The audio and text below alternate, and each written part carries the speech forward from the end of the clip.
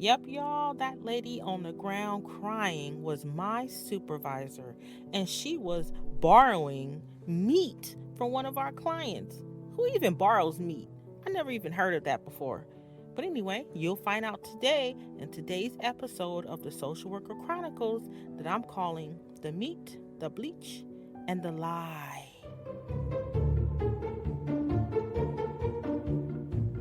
Welcome, everyone, to the Social Worker Chronicles. Now, my name is Ree, and I am the social worker with the T and the life lesson. Now, I've been a social worker for over 25 years, and I worked in for profits, nonprofits, and the government throughout that time. You can probably imagine the things that I have seen and heard throughout the years, and I do have a lot of stories and lessons I would like to share. But my stories are not about the clients. Instead, it is about my coworkers and managers because that's where the real tea and lessons are learned. So let's get into what I call the meat, the bleach, and the lie, part one, because this was so messy I had to break it up into two. Okay, so it all started out when I was a young social worker. I had just graduated from college. This is one of my first jobs, and it was at a foster care agency. And they had multiple offices throughout the state. And the office I worked at had three other social workers and one supervisor. What we did is that we would hire families, like couples and singles, to be foster parents to children who were removed from their home by the child welfare services.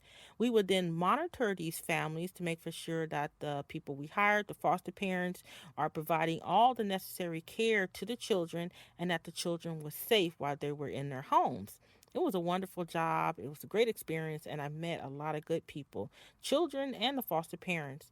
Well, about 6 months into the job, after I just completed a home visit with the children and the foster parent took me to the side and then she said, Your supervisor was just here yesterday asking to borrow some ground beef and chicken. She told me that she and her husband didn't have enough food at home and she would pay me back in about a week after her husband got paid. I did give it to her, but she looked pretty sad and pitiful. You know what I mean? man, y'all should have saw my mouth. It was just hanging open because I was like, I never heard of anyone doing this before. A supervisor borrowing things from a client. This is crazy. But then I just, be professional. I actually start apologizing on behalf of my supervisor to the foster parent. I'm shaking her hand, telling her I'm so sorry. And then I tell her, hey, you know what? I have a meeting with my supervisor tomorrow, and I'll talk to her about her behavior and let her know, hey, that's not professional and that she should not put the foster parent in that position. Yep, I was naive, but I'm also very nosy. So, before I talked with my supervisor, I decided to do some detective work and ask some of my other foster parents if my supervisor made like unannounced home visits and were asking them for things. Yep. Lo and behold, I found three other foster parents. The first one said that she came and borrowed $50 from her about a month ago, and she still hasn't paid her back. The second one said she came to borrow one of their cars. They had two cars because she told them her car broke down and she only needed to borrow their second car for a couple of days. The third one said that she came to borrow some bleach and some soap. Now, okay, internally I am laughing because I'm thinking to myself, this supervisor is tripping and she kind of acting like a crackhead. This is crazy. But then I started to get upset because I was like, hold up. She gets paid more than I do, way more than the foster parents do. And so, what is she really doing here? And I was like, nah, I'm gonna have a talk with her because this is way too unprofessional. And I'm gonna let her know about herself. And I didn't care if I got fired. And I can be like that because I was living with my mama still, too. And, she was paying the rent. Now, y'all know you move a little bit different when you're responsible for paying everything. So the next day come, I'm at work, I'm enjoying my tea, just sitting at my computer, getting ready. The appointment I had with her, our meeting was for like another hour, but I didn't get a calendar update.